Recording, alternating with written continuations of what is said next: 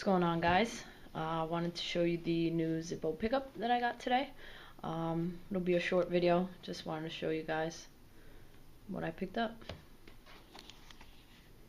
This is called the Zippo Craps.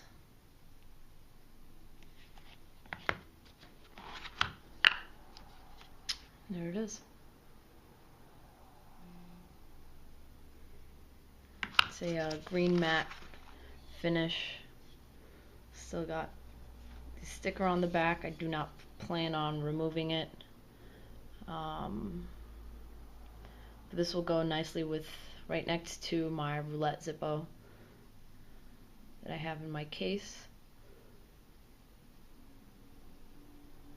So just wanted to show you it. Here's the sticker price, $24.95. Not bad. Alright guys, take care.